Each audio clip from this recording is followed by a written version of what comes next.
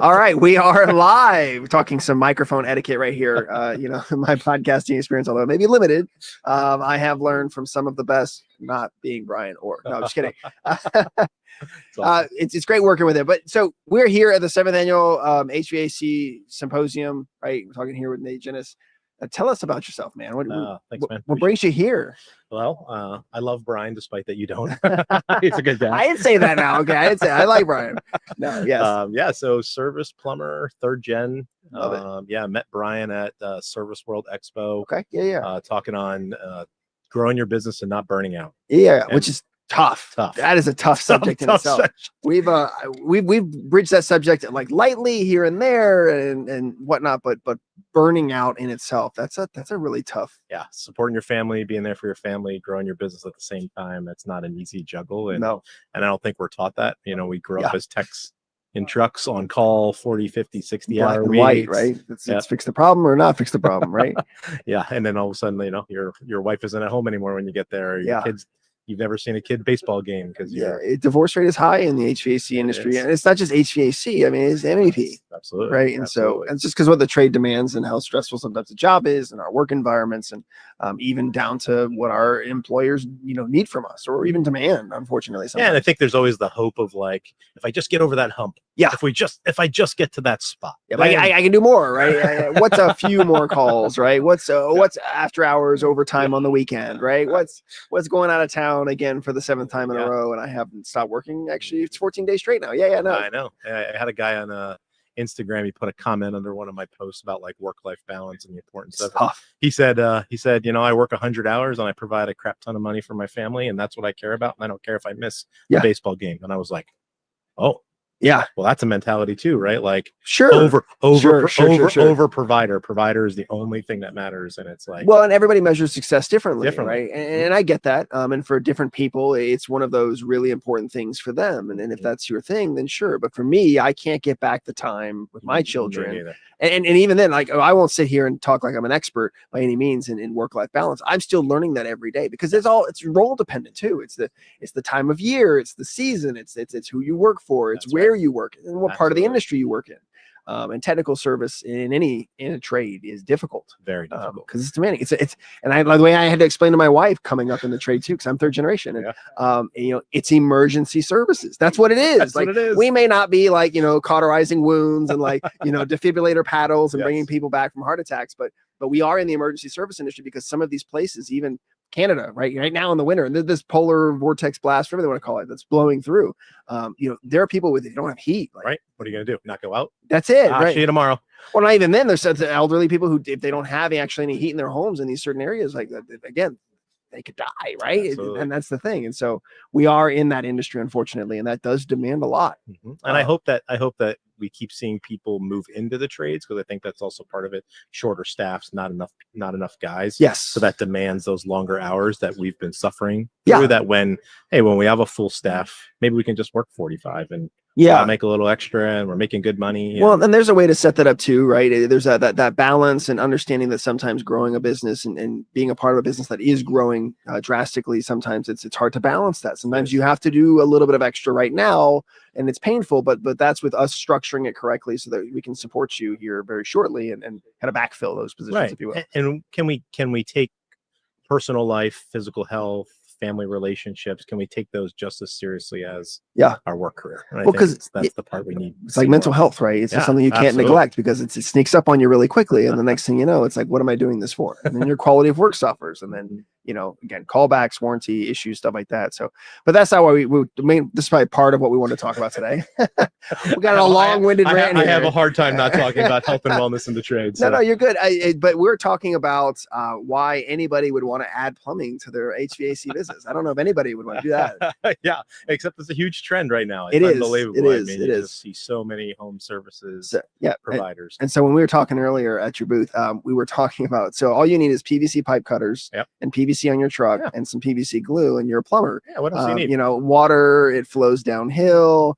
along with some other things maybe with it. I mean, what else do you need to know? To text or text, and you got Service Titan. And sure, you're good to go. You blow out a toilet with nitrogen. I mean, who's going to really care as long as you clean up the mess? But yeah, no. So talk more about that. Adding plumbing to your HVAC business. Yeah, this has kind of been a heart and passion of mine this past year of trying to get this message out, because seeing a lot of really successful HVAC companies add this plumbing arm, and it's creating these major stalls, draining cash flow, actually even impacting culture. Are you talking about Caleb's son? I did not say that.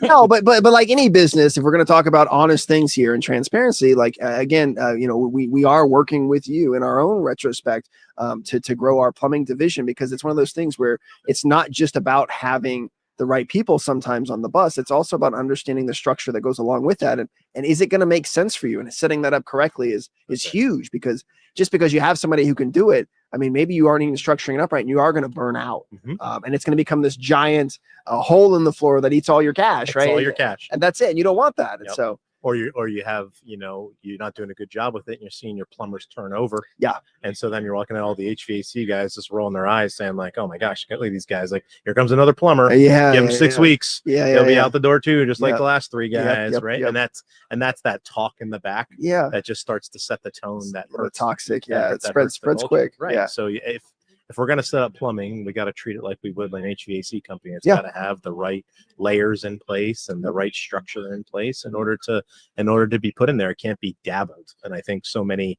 my HVAC sales guy, he'll do the plumbing. My service manager for HVAC, he'll take care of the plumbers too. Sure. Yeah. He knows how to order a toilet, right? And who needs to know about faucet fixtures and connections? Not a big deal. No, he did some plumbing in the past. Yeah, of course. So let's talk about that then. Let's talk about the pitfalls, right? So you want to add plumbing to your HVAC business. What are the things that they should steer away from, right? The red flags, right? And maybe someone is watching this and listening to this right now, and they're like, well, I'm actually doing that right now. Maybe I should. I literally had someone say that to me the other day, like, all the pitfalls you just said in your thing, I am actually doing all of them. Bingo! Come on down and collect your prize. Checked all the boxes. Checked all the boxes. You win. So there's lots of pieces. I think one of the things is we get excited about it and we just hire fast. We think like the first thing we need to do is hire plumbers. It's a people problem, right? If you get hired plumbers, and we're good. We'll just tell the marketing we do plumbing now. And we'll put it on the signs, add the license number, and then we're good to go. We just get the plumbers out selling hot water heaters. Right. Yeah. But we have no demand. We don't really have a marketing strategy. We don't even know what a successful plumbing company on a P&L by department looks like. We just in our mind, it's the same as HVAC, right? Sure. So we stock some toilets and a water heater, and we have no idea how to price it. We have no idea how to structure it or service it or after hours, right? Plumbing is so urgent, It is. And I think that's flooding my house right now. I mean, that's hundreds of, so you're without air conditioning, you get a little sweaty, people get cranky, and that's okay. Right. We understand that as a service industry. But when your toilet overflows, it's flooding your house. I mean, that's hundreds of thousands of dollars, or mold remediation or water damage remediation, right? It's a 2-story house. It's flooding into your kitchen. Like, again, it's an emergency, like you're saying. Right. So, and that's the urgent piece that I think HVAC doesn't deal with every day, where like we live and die by urgent. Like, our maintenance plans are much smaller than your maintenance plans, and that reoccurring. I didn't know that. No, I'm learning something new. Yeah, we're, I think as plumbers, we're learning to try to mimic HVAC and say, how do we start building maintenance reoccurring revenue like you guys do, because you do a great job at that. And then the main focus isn't the revenue part, it's the making sure that the clients don't have problems, right? That's right. That's the whole purpose of maintenance, is maintaining your equipment so you never have a failure.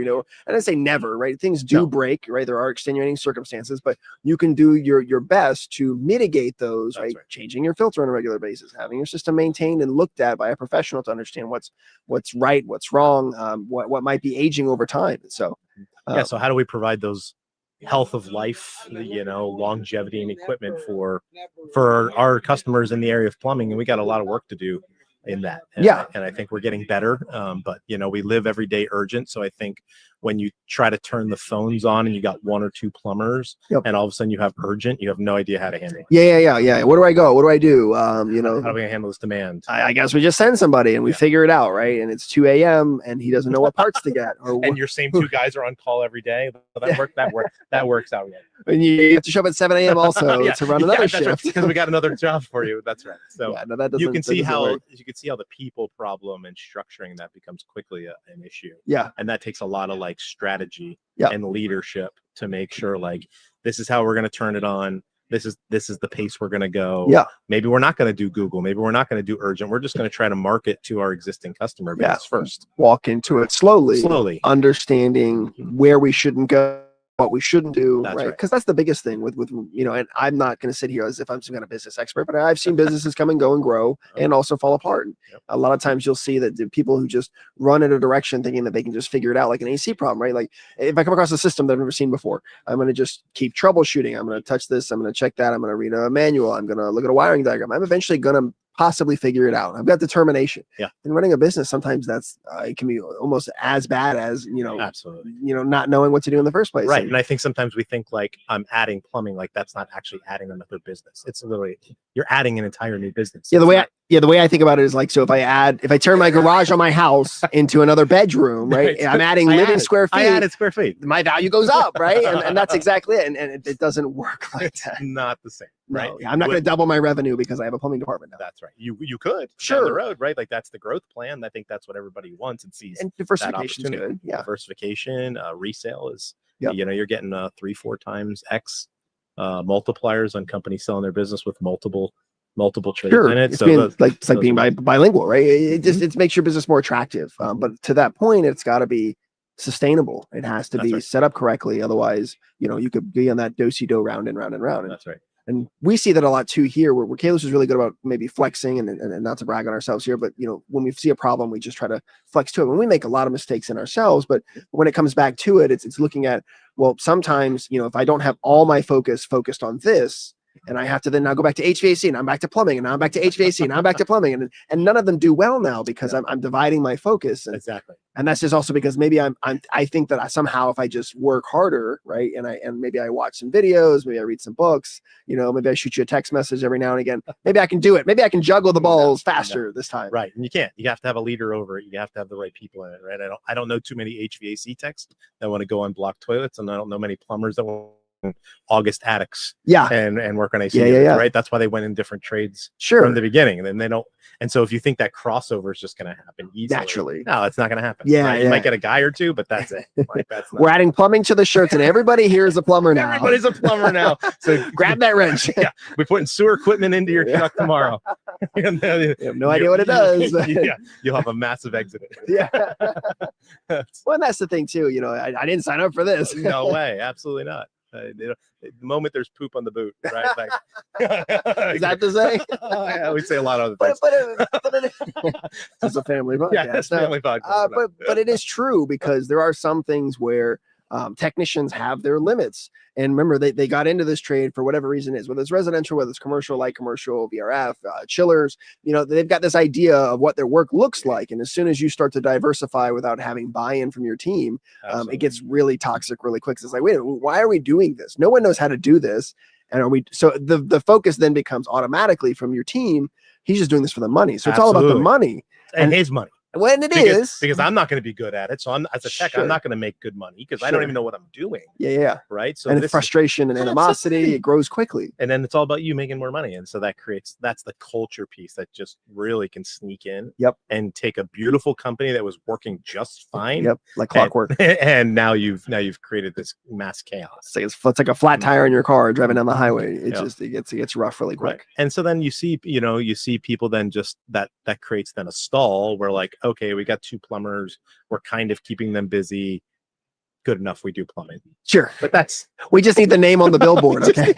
that doesn't grow your business. That's the whole, why would you start it if that's where you're going to leave it? Sure. You know, you need to have, and it's one of those things that I find myself quoting more times than not, a Stephen R. Covey quote, which is, you know, begin with the end in mind, decisions and set it up correctly. Because if not, then maybe this isn't it yet. And I'm not saying don't steer away from it forever. No. But you gotta understand here, some research has to be done. This isn't I'm just going to change my clothes today. And capital investment. Capital investment, right? It's not a small thing. Like you're talking about potentially changing, you know, your business name if you're, you know, Bob's Cooling and Plumbing. Right. So like you got to, if it's available. Yeah, that one probably would not be. It's a pretty common. That's a pretty common one. Yeah. But you're right. You have to. That's a Google change. That's a name change. That's a marketing change. You can't forward over the reviews and all the reputation that you build, and so very complicated. Right. So but then like what happens is you see people like half-heartedly do it. They do part of the steps, but they do all the steps. Sure. And then they wonder why they're not getting close enough, right? Oh, someone the other day, they had a heating, they had a heating and air business. That was their business name. They added plumbing, and they've been trying to get it to grow for a year, and they're not getting it to go anywhere. And I said, okay, well, let's take a look at your marketing, see what you're doing. So I I put my location to their location. I type in plumber near me. Yep. Okay. So then Google local services comes up. Sponsor. Yeah, exactly. And it says, plumbing company A, plumbing company B, Bob's Cooling, plumbing company D. Clearly this was sorted incorrectly. No, they what they did is they paid for plumbing to show up on that listing, but their name is cooling. Is cooling. Yeah. And so I said, like, this is like trying to send my wife to a spa. Yeah. Right. If I see Patty's nails pop up, I'm probably not sending sending her to the spa. Yeah. I'm not clicking on Patty's nails, but did Patty's nails pay to be there? They did. Yeah. So you're creating now they do spas. Right. But they didn't change their name. To adjust that. Branding is everything. Branding is everything. And so, right, that takes time. You can't just like, all right, we're going to get a van, we're going to hire 2 plumbers, and we're going to buy a jetter truck and a camera, and we're going to start stocking water heaters, and we're good to go. It's like, well, and let's back it up there for a second, because then let's talk about the people who are looking for your name in the first place. They've got poo on their shoes, right? And they're wondering what they're going to do. And so they've got their phone and they're typing as fast as they can. They probably misspelled the word plumbing. Absolutely. And then they hit search, and then the first thing that comes up, and they're like, Bob's AC. It's like, well, that's clearly not who my I'm problem. Calling. Let's go to the next one here. Yeah. And so then you're paying Bill's Plumbing. Yeah, that's $30, $40 to pop up there. Yeah. And no one's psychologically going to pick you. No sense. So there's just so many missteps because of like the rush of like, oh, this guy's a plumber, he wants to join our team, let's start plumbing. Yeah. Okay. Well, he may be a great guy and he's probably really good at what he does, but if you're not setting it up for success, and I've seen that too, where you could make the best hire in the industry. Like, you've been waiting for this guy to come off the bench or stop working for that company, and you waited patiently, you weren't going to poach him, you just kind of planted the seed and maintained the relationship, and he decides he wants to come over, and he comes over and you're like, all right, we're doing all this now. And then you don't get any of that work. That guy, he doesn't stay very long, right? He needs to stay busy. He wants to work with it because now he can't get the 40 hours that you might have promised him, that he's expecting, right? Maybe he's used to working 60 hours, and that's why he left. And he's like, well, okay, like, I went from one hot to cold. This is too 20. slow. Yeah, I'm working 20 now. And it's like, so you've got to remember that some of these guys, even when you snag up the right talent, you've got to keep them busy, and you got to keep them engaged. And that takes dedication to know, or even knowledge to say, am I even marketing myself correctly? Right. And then, capital investment to say, like, if I do got to pay these guys for 40, 45 hours and they are sitting around for 20, am I okay with that till we build demand? And how do we help them see the bigger vision to help build demand? When do I recoup my investment? And when do I break even? And then when do I start turning a profit? And that stuff all has to be accounted for, or at least thought about, right? Yeah. You don't have to have it perfectly figured out. No.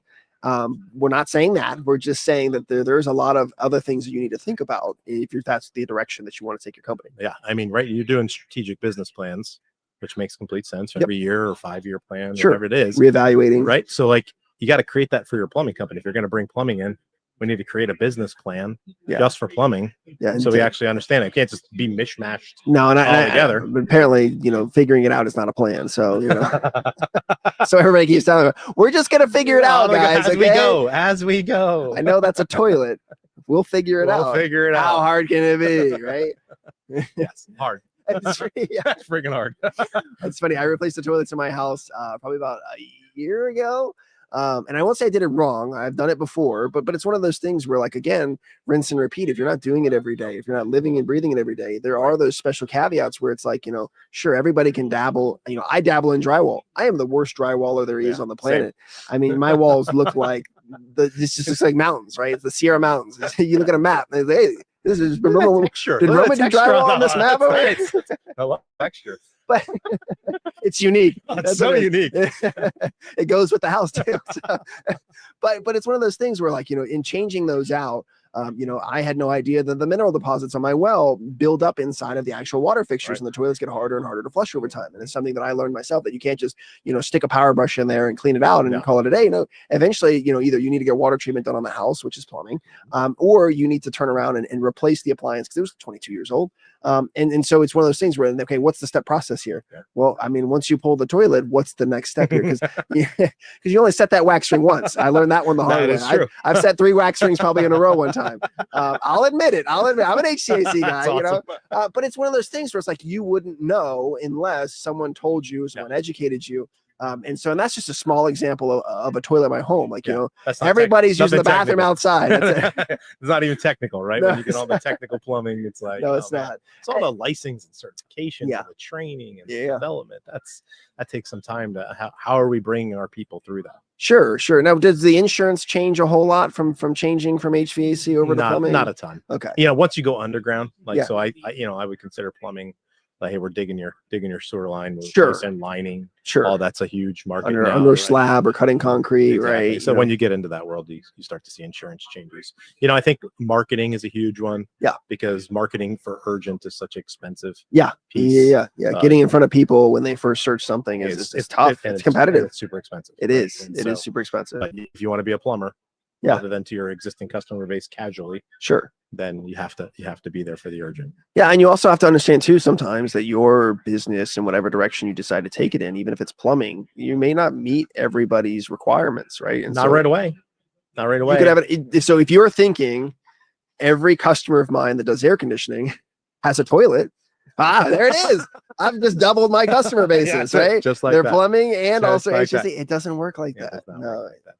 There's trust and relationships already built. You got to break through. There's branding and awareness that they actually have to remember you do plumbing when they call you. And you got to make sure this is the biggest one. You don't mess it up, because then they'll probably stop using your AC side too. That's why HVAC companies tank themselves at times by doing these other verticals too fast.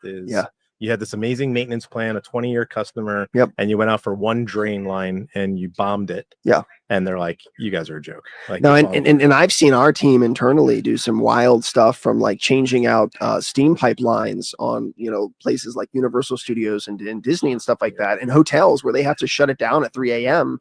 and they've only got an hour window to change out 6 feet of stainless steel, and having to, you know, disconnect and bypass and all the steps that you have to do ahead of time to make sure everything is correct. And that's plumbing. And they executed it perfectly. That's right. Awesome. It couldn't have gone better. I was actually kind of jealous. I was like, man, why can't we do jobs like that, guys? Listen, come on. We can make you a plumber. I mean, you know, toilets now. I think there's I flooded a bedroom at once time, cut into a water line. There's a future for you. Yeah, no, maybe I can, the old dog can learn new tricks. But it's that it's so there's so many different facets of the plumbing industry too, to where you kind of have to decide what market you want to get into. Yeah. Because there's that emergency service side, but are you doing emergency service for giant clients and customers like maybe Publix or Walmart, right? Where we're talking about, like, you know, freezers, we're talking about bathrooms, we're talking about jetting entire sewer systems, you know, or are you talking more residential, or maybe you're looking for new construction? And so all of those things are different facets of the industry. If anybody thinks that they can just do air conditioning and they're going to go do residential or VRF or you know, 100-ton package units, right, for makeup air customized systems, or even all the way to the other side of chillers, right? And you know, you can't just jump into those markets willy-nilly because you know air conditioning. It doesn't work like that. Exactly. And plumbing is exactly the same way. Yeah. And so where are you starting? You know, I really recommend, like, the best place for HVAC companies to start is, like, how can you add some simple entry level plumbing maintenance to your existing HVAC maintenance plans? Yeah. Right. So you're already going in there to customers' houses once, twice a year, doing a maintenance. How can you start implementing small plumbing maintenance pieces to that? Okay. And say, like, oh, let us do a water test. Let us do an inspection. Let us flush your water heater. Let us check the data of your water heater. Sure. Right. Like all those entry level points that like, hey, we can replace your water heater before it leaks. Yeah. We can put water softening on your system before your toilet fails. Well, and you look at a whole home as well from that perspective. And so one upgrade that I did myself, which did not go horribly wrong, thank the Lord, changing out the hot water heater, and I went to a heat pump hot water heater, and so now I've got like a live-in dehumidifier now in my garage. Awesome. That I use for like my kids' playroom, but there's a video on HVAC School where it actually broke and I changed the capacitor on it. I made a video about it, but it's one of those things where you know, that alone, you know, is an opening through the door to energy efficiency, right? For the climate that we're in. I mean, for me, it's not free energy, but in my mind, it is, right? I'm dehumidifying my garage, I'm dehumidifying my space, while also the byproduct being hot water, right? Which is something I need every day. And so, you know, that is a spot in a home where there is that cross compatibility, because the top of that hot water heater is an air conditioning system. Absolutely. And so it's that bridging the gap there. Now I'm delivering value to the client, not only from my air conditioning perspective, but also now they're saving money on their electricity, right? You know, we have that thing in heat pump mode all the time, right? And it's dirt cheap to run, dirt cheap, right? And the maintenance on it is low, and so it's just one of those things where there are those small little, you know, bleed overs that might be a good place to trickle into. Low barrier, easy entry points. Sure. Right. And then like, okay, I just put this $2,000 water heater system in for you. Yeah. You got hard water or you got bad water. How do we fix that so that this lasts 12 years, not 6? Well, and you're seeing it now too, where a lot of AC. Yeah, I saw somebody put a bikini on a water heater. I said, oh, this is a hot water heater. It is definitely hot. Yeah. But so, you know, it's one of those things where, you know, there already is some of those bleed overs naturally already where you could easily probably tap into or get access to products that make sense for your business but just, you know, jumping full force into it, not a great idea. Yeah, I think getting some mentorship to come sit with your team, that knows the space and says like, what do we need to be thinking about? Help us develop a plan. Help us think through this strategically is just a really great starting point before hiring a team and buying stuff. Well, going that direction, because you know, so I think one of the great things that I've found about being honest with your clients that they respect the most is sometimes just having that hard conversation of, you want to do it, is it going to make sense for you, and this isn't going to work. You know, no offense to you, right? No. But maybe this isn't what you thought it was going to be. When you work your butt off to be an expert at HVAC, that's what Careless does. Well, you better make sure that if you're going to launch plumbing, you're ready, and you're going to do it with excellence. Otherwise, don't do it. And it's not going to come easy, and getting expert advice isn't going to make somehow this uphill climb easier, right? You're not guaranteeing clients, you're just showing you the path to success if you apply it, right? And that's the hardest part too sometimes, is getting that knowledge and information out there that works, right? It's not like you're guaranteeing anything, but to that point, there are no guarantees in life. No. You're just showing you, hey, we've done this with this many companies, and this is their outcome when they follow this process. Do you want to follow this process? Does that make sense for your business? Let's evaluate it. Let's figure that out. And sometimes that's a difficult conversation. No, it's very hard. Because like you said, some people want to go from here to here, and it's like, wait, I just want the money. There's 10 steps here, buddy. Okay. We all do. Let me know when you find it. I mean, find it. I want some of it too. But so all those people that are out there listening right now, where can they go to get your contact information? Where can they go to get some more information about this outside of listening to this? So bdrco.com. So bdrco.com. That's our consulting, mentorship, coaching business that can really help you kind of grow your company. My name's Nate Agentis. You can find me on LinkedIn, and Hope for the Trades is my Instagram handle. So, nice. I didn't know that. I followed you today. So. Oh, well. You know, you're my new, my new IG hero. Yes. So. Getting followers every day. But yeah, so there are in the industry, and whether you want to call them rock stars or experts or whatever, they're just great people, right? And they're not here to sell you something. No. Maybe what they do, obviously, costs money, right? And they have to sell those services, right? We all have to provide for our families, but you'll find that the people who actually come here to this event, that connect, that they come to talk to other people and network, it's not because they have services to sell, it's because they're genuinely interested in helping people. And they have solutions that work. That's the thing, right? You're not just here because you're trying to 10x your business. That's right. Right? You're here because there are people out there who have real pain in this, because it is a struggle. I mean, if it was easy, right, you would just make some YouTube videos and call it a day. And it's contractors fail all the time. It's like 20 to 40%, depending on the industry. That's tough. Yeah, and especially with a market that's already got an issue with maintaining what we have as a whole, it makes it even worse, right? And then there's all those growth walls along the way, and just because you got over growth wall 1 doesn't mean 2 is going to come just as easy, and maybe you don't know how to do that. Yeah, and it's one of those things where it's like everybody sees like where they want to go, way over there, right? Sure. And they think, well, I'm just going to walk to it. Yeah. Right. And they don't realize that, well, no, it's you got to go this way, and then you got to climb over a wall, and you might fall into a pit. Yeah. Right. And you got to climb out of that, and then you got to go this way, and then you have to go backwards a little bit, and then may go forward again. And so it's this long maze of a treasure map before you actually get there. And so don't start it because you think it's easy. Don't start it because you think it's going to be inexpensive and it's going to somehow magically, it's not magic beans, right? Not magic beans. It's like anything else. It takes time. But it takes intentionality. Yes. To stop, look, listen, and figure it out. But that's a great word. Appreciate that. No. Thanks for it's all yours. You can keep it. Appreciate it. Thank you, friend. Thank you. Take care of yourself. Yeah, we'll do. Bye.